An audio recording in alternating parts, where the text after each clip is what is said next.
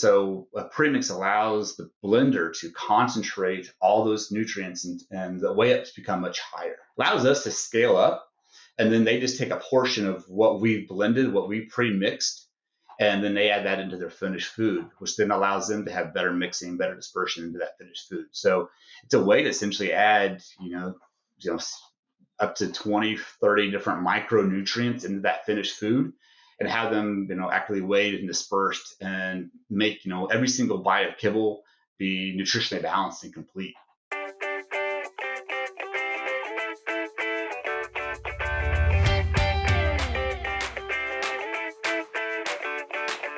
Welcome to the Pet Food Science Podcast, where we will take a deep dive into the science, trends, and innovations shaping the way that we feed our pets.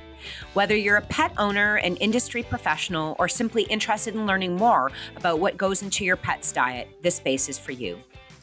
I'm your host, Dr. Kate Shoveler. I'm a professor of Companion Animal Nutrition at the University of Guelph with a background in comparative animal nutrition and a passion for understanding how evidence-based approaches can improve the health and well-being of our animals and enhance our own lives. On today's podcast, we have Dr. Trevor Faber from Trouw Nutrition, USA. Trevor is a PhD and joined the Trouw Nutrition team in 2015 as a companion animal nutritionist. He is currently the Director of Companion Animal Nutrition. He oversees blend formulation and provides technical assistance for Trouz's pet food customers. In addition, collaborates with global Trouw colleagues to enhance pet nutrition and innovative products for the industry. He has worked in the pet food industry for more than 13 years now, and I've been blessed to know him for that entire 13 years. And Trevor earned his MS and PhD in Companion Animal Nutrition from the University of Illinois in Urbana-Champaign, studying under the advisement of Dr. George Fahey. Welcome back, Trevor. Yeah, glad to be back. Glad to be here again. This is great. Yeah, I was hoping for a great, catchy, long-time listener, second-time or guest. So Trevor is coming back to join us again today, but to specifically talk about why blending is very important for nutrition and how Trouw approaches that blending. So let's just get right into that, Trevor. Let's start at the top with what does Trouw blend for their customers? We'll start there, and then we'll get into the nutrition application. So our main focus historically has always been vitamins and trace minerals. The main core nutrients that are needed in most diets.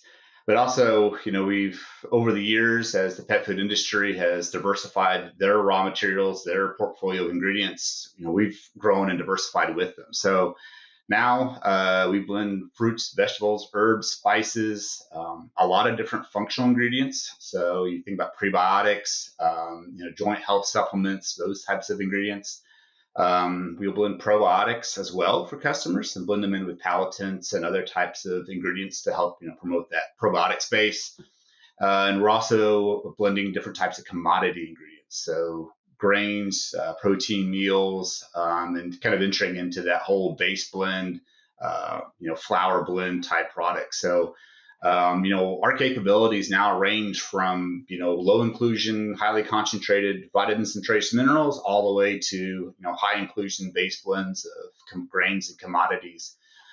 With that, just customer demand has caused us to evolve that way. We're always looking to help, provide those solutions through a blend, just because of the benefits they can provide to the pet food manufacturing space. And that's pretty much our core focus. 84 million times a day, pets eat meals with ingredients from Trouw Nutrition. We bring together the science of ingredients, nutrition, and blending to unleash possibilities for pet food brands. Premixes are just the start. Turn to Trouw for higher inclusion ingredients too, like proteins and carbohydrates, and highly sensitive ingredients like probiotics. With our palatants and base blends, you can feel confident about what comes in our bags and goes in yours. Learn more at TroughnUtritionPets.com. So before we get into the nutrition, you have evolved, and I've watched Trouw's evolution evolving from micro premixes into these commodity blends, as you referred to them.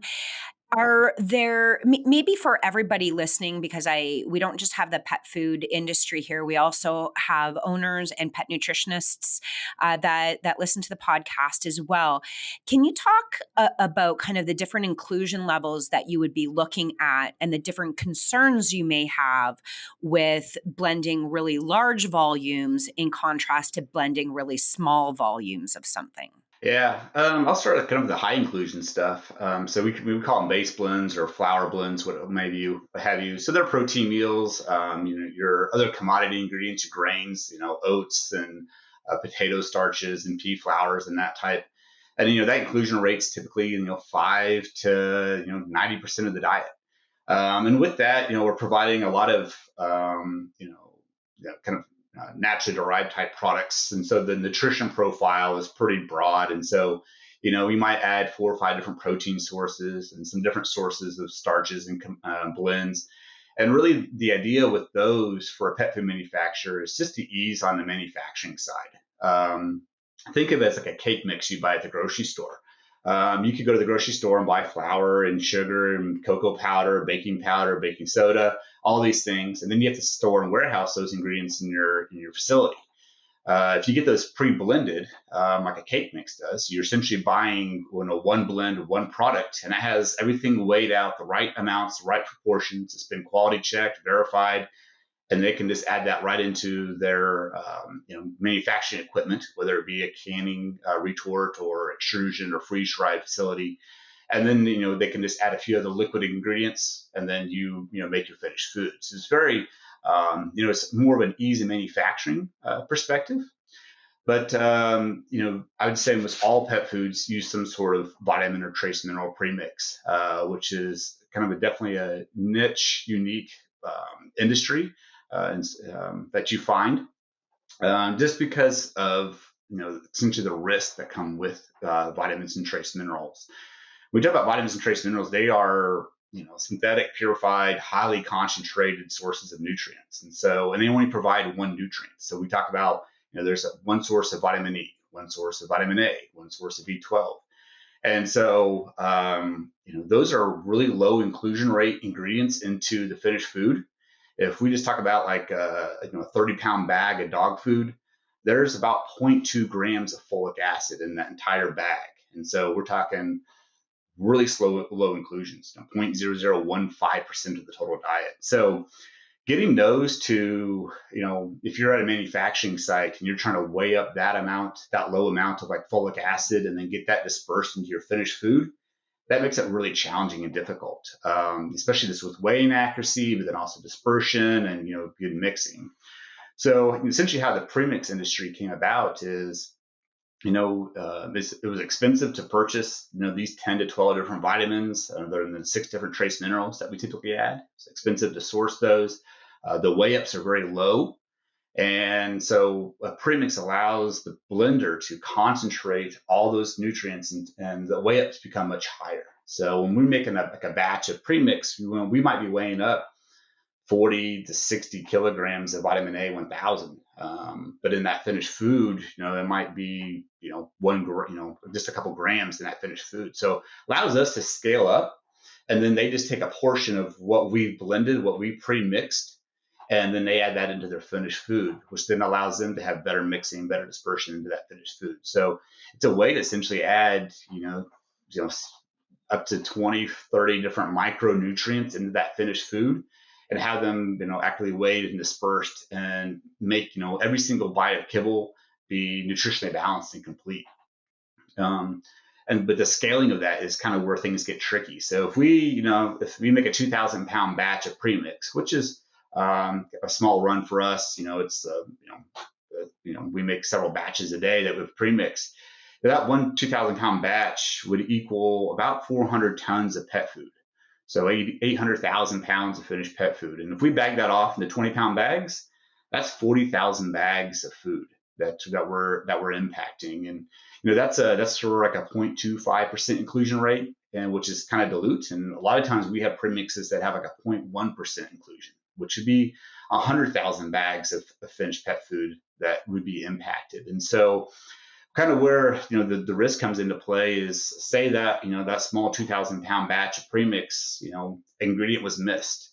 Something was added at the wrong weight, so 10x or something higher. That's 100,000 animals that are being impacted by that, and that animal is going to consume that 20-pound bag for 4 to 6 weeks of their life, and that's when we can see nutritional deficiencies and toxicities occur. So it's with the premix and the blending industry, there's we almost kind of take it for granted. You buy your premix, you add it, and you go, and you kind of knocked off 10 or 12 different micronutrients you need. But on that blending side, if that's done wrong, if you have poor dispersion of that ingredient, or things segregate apart, or there's an error in the batching sequence, there's a huge impact to that animal in the long run, and it impacts a vast majority of animals at a time. And it's this is kind of exasperated a little bit on the pet food side, because on the livestock side, usually a batch of premix would last maybe couple of days. The animal could consume that really rapidly. We're talking about high volumes moving through feed mills and facilities. And so if the animal might be vitamin deficient for a day or two, but then the next batch of premix comes in and everything gets corrected. But the way the pet food supply chain works is just is different, and so that's where the risk and concerns come into play, and why you see so many quality checks on the premix side to ensure accuracy. Okay, so let's maybe dive into the individual nutrients on your kind of macro scale, your commodity blending. I don't think that you have as much concern about individual nutrients because you have a lot of intact ingredients. But as you go to addition of micronutrients, this becomes a lot more important to ensure that your quality checks are in place in terms of your nutrient density, right, Trevor? Yep. And in that micro blend, are there certain vitamins and or minerals that you spend more time being concerned about? Yeah, yes and no. Yes, and that. There's a focus on every nutrient, because if a diet is devoid and even like folic acid or some low inclusion micronutrient, that deficiency can occur, and metabolic effects can occur. So every batch has to be completely accurate. But there's the industry does a lot of positive release testing on micronutrients on premixes to ensure that everything is correct. And as you can imagine, the number one ingredient or nutrient that is tested is vitamin D3. And just because really around that tight tolerance of the min to the max, and from the AFCO regulations on how tight that tolerance is. So vitamin D is positive release tested on so many different premixes. And even so, but also vitamin A is a big concern. Vitamin B1, thiamine, especially in canned diets, that's a big concern. And then on the trace mineral side, we do a lot of selenium, iodine, and zinc testing. And so some of these are just to verify that the blend was mixed properly, that we have good dispersion of those nutrients, because we'll a batch is made, and then we'll grab a 100-gram sample out of there, and that's sent off for analytical testing.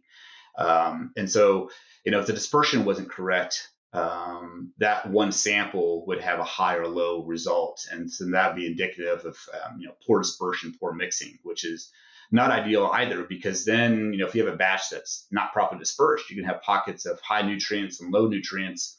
And so there's some animals that might be in risk of toxicity, and you'd have some animals that might be in risk of deficiency out of the same batch of premix, just because things were not properly mixed and conveyed. So on the scientific academic basis, we would always take, whether, we can talk about how difficult nutrient analysis is in general. And this is a really great example. You have a huge batch, 1,000-pound batch. How many grab samples, how many places in that batch do you take? And then my next question to build on that is, if you see disparity between your nutrient concentrations in different parts of your blend, do you reblend and resample first to see if it was the blending, or it was inaccurate addition? Now I'm just horribly curious. Yeah, I mean, there's a lot of checks and balances that we do along the way. So if we get a bad result, we first go back to the raw material. We'll look at C of A's and we'll look at our potency testing on the inbound raw material just to make sure, double check everything was in spec. Then we'll go into, when we're sampling our premixes, we have what we call it an auto sampler. So it's taking a little bit of an aliquot over, for every bag that's coming out. And then we mix that up homogeneously and then send that to the lab. So we assume that's a representative sample of the batch. But even still, if we talk about like vitamin D testing, a lot of times it's a 1-2 gram sample. So we might collect 250 grams out of 4,000 pound batch. Now all of a sudden, we're narrowing that down to 250 grams. Now we're narrowing that down to 1 gram at the analytical lab level. And we've had a lot of challenges with labs and having those conversations on, is your sample representative? We talk a lot about particle size, and that if we talk about especially vitamin D3, if it's a low inclusion of D3 into that mix, let's just say you grab a 1 gram sample, let's just say that there might be 10 particles of D3 in that 1 gram. Now, if they grab 5 extra particles in there, now we're at 150% of target. Or if we're missing 5 particles, now we're at half the potency. So a lot of times our first approach is let's go back and resample. So we'll go, find a bag that's representative in that batch, grab another sample, get a fresh sample, send that back out to the lab, because even, there's segregation that can occur within that sample bag that we have. The lab may not have properly remixed that blend to eliminate that segregation. The analytical testing, there's a lot of places where things can go wrong within that. So a fresh sample is always a good place to start.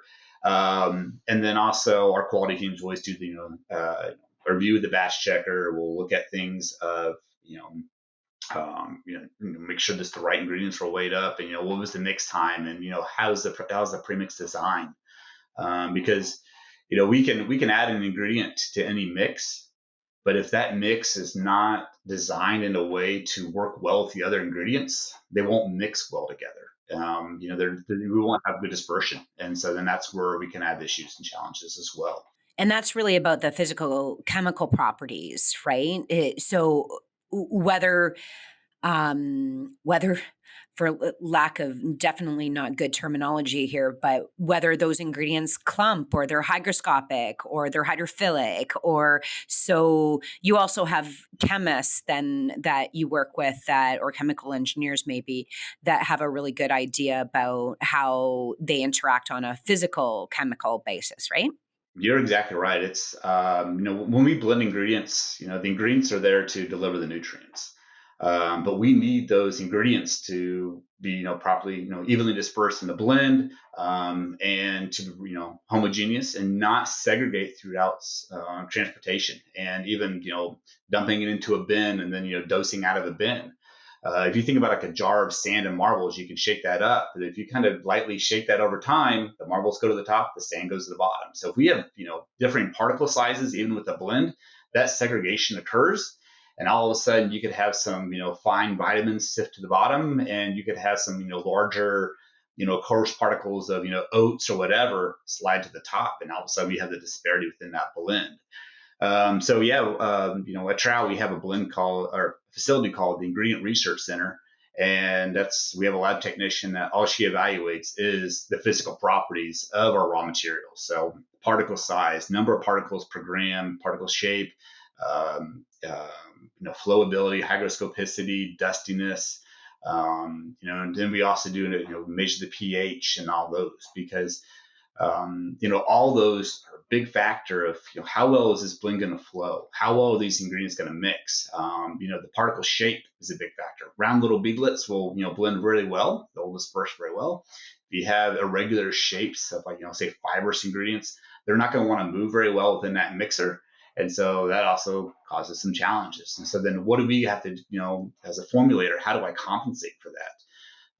When I formulated pet foods, I was thinking about, the cook and how do I promote, extrusion and kibble gelatinization. Now I'm thinking about, what are the physical properties of my raw materials in this dry blend, and how do I make sure I have a good dispersion? So we don't just formulate on nutrients, but we also formulate on physical properties. And if something is going to be very dusty, then we know to add additives in there to limit that dust. Or if things are going to clump and harden and be hygroscopic and become terrible, then we'll add in like flow agents and other diluents just to help promote that flowability and prevent that. Because if a blend is hard as a rock or whatever, then that provides no nutrition and no benefits. And then to your point about the chemistry, it's pH is a big factor as well. So we have a lot of people want to add acidifiers into their diets, which then are going to degrade vitamins. But also we can't forget about like iron and copper, which are oxidizing agents, which will oxidize fats and other things that we add into the diet. So just because we can add it into our mixer doesn't necessarily mean that you should, because when we start mixing these ingredients, chemistry happens. And there's a story out there that is quite interesting in that the customer had a blend with copper sulfate, flaxseed meal, and choline chloride, and that got mixed. And then they put that into a tote bag, like a large white tote sack, that was shipped to the Southeast and sat in humid conditions. That choline chloride is very hygroscopic, and it drew in moisture, which solubilized the copper sulfate. So the copper and sulfate separated. Now we had free copper within that premix, which then oxidized the fats in the flaxseed meal, which then causes heat to be released. And what was occurring was actually the core of those super sacks, those big tote bags, was actually charred, and there was smoke coming out of the top because of that exothermic reaction. And so, that's a very extreme example, and that's probably the only time in my life I've heard that occur. But that shows, just because we're blending powdered ingredients together and they seem inert, we are doing chemical reactions within these blends. So that's where, to your point of knowing your chemistry, knowing the reactions that are going to happen with these ingredients is really important, especially on the blending side, because we're putting things in a tight concentration. So in a finished pet food diet, the choline and the copper sulfate and the flaxseed are going to be all separated apart from, with protein meals and grains and other things. But when we put all those together in a blend, the interaction of those particles is, very close and very tight. And that's when these reactions happen. And so it makes my job very interesting of thinking about, I get a customer formula and they want these things blended. And I'm like, okay, what's the nutrition? What's the chemistry? What's the physical properties? And now we can go make that blend and have those conversations. So, yeah, really, really cool story. I think for the people in ag or those who have horses or cattle, this is the whole reason why you dry your hay before you bale it. Yeah, exactly. Right? Or this is how barns burn down. So I think that's one place that those of us who are from the country always learn. It's time for our famous three. Pet food palatability, pet nutrition, and pet food protection are critical concerns all around the world. That is why so many pet food manufacturers rely on our mastery in providing these three essential components. At Symrise Pet Food, we offer pet food manufacturers what they need to deliver the quality consumers demand for the pets in their family. Beyond high-value ingredients, we deliver expert support and comprehensive capabilities to help them grow or strengthen their business. Contact us today to know more about our products and services, or visit petfood.symrise.com. That's petfood.symrise.com.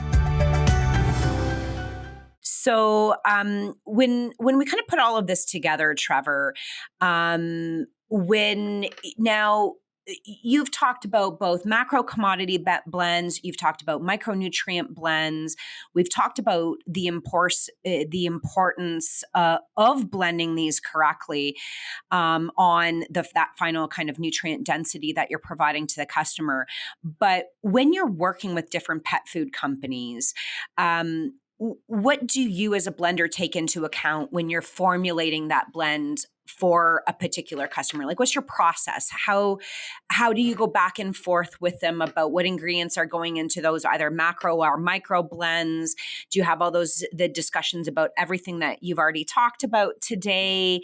And are you there saying, I know that you'd like to do that, but we can't do that for these reasons. Here's our recommendation. How do you handle all these conversations, and what's the flow look like? Yeah, it's about having a conversation with the nutritionist and the R&D team to say, what are your objectives? Are we making this blend for ease of manufacturing, or are we supplementing or complementing your current nutritional profile? So we're just kind of providing that extra boost, or are we just trying to do a full blanket nutritional supplementation? So all of our micronutrients will meet AFCO minimums, and then whatever else is in your raw materials and the rest of the diet will provide that extra boost. So it's kind of a understanding of what are the objectives.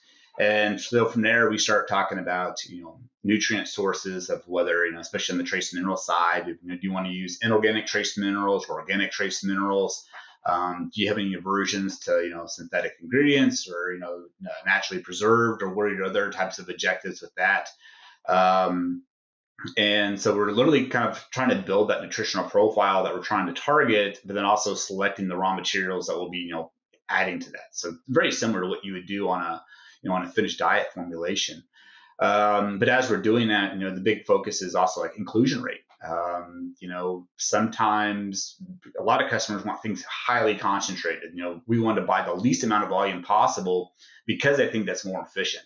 But then that results into a bad premix, because I always tell customers, I need my ingredients as well in here to help dilute things out and get good dispersion and stability.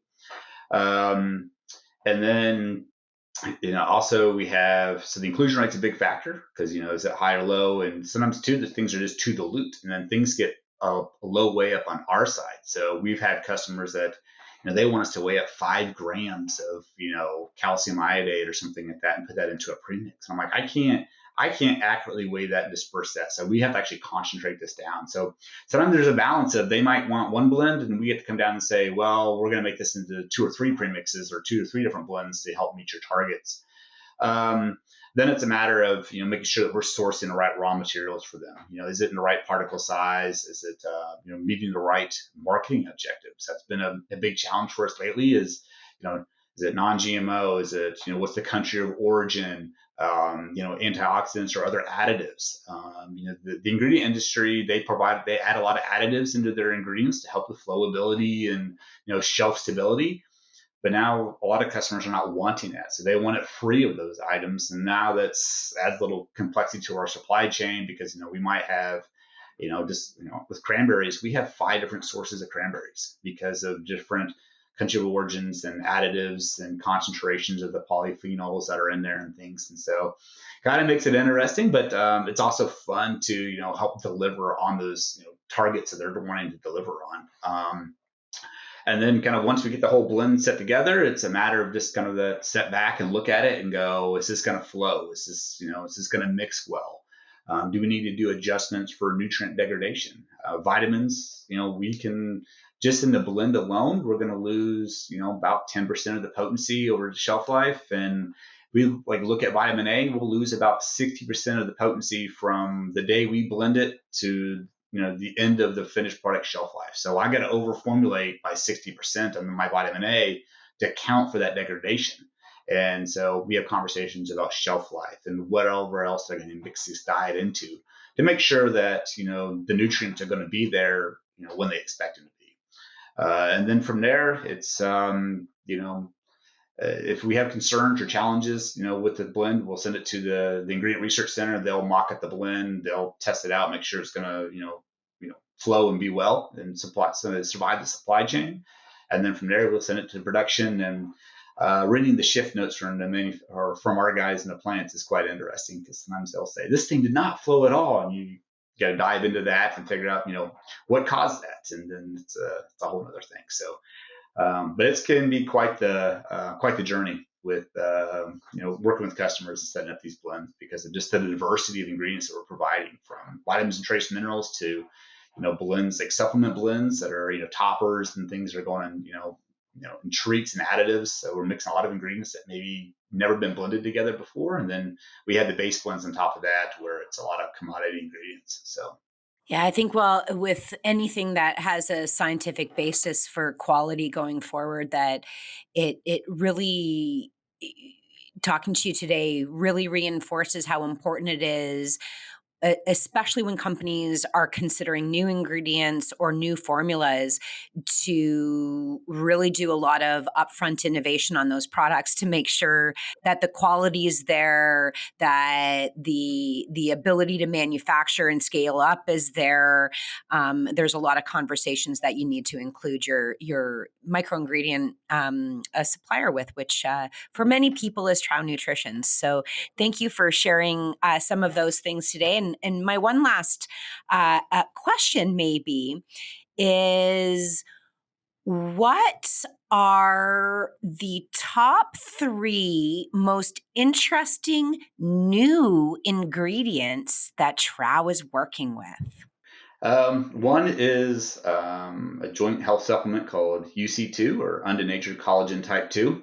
So it's a chicken cartilage that's, that when they extract it from chicken, it's, not subjected to high heat or anything. But what's unique about this is there's little epitopes that are on that collagen still that actually tell the immune system to decrease the inflammatory cascade, but also tells the joint to start rebuilding itself. And so it's just really interesting in that it helps decrease inflammation and rebuild the joint at the same time, which a lot of times you don't get that with joint health supplements as well.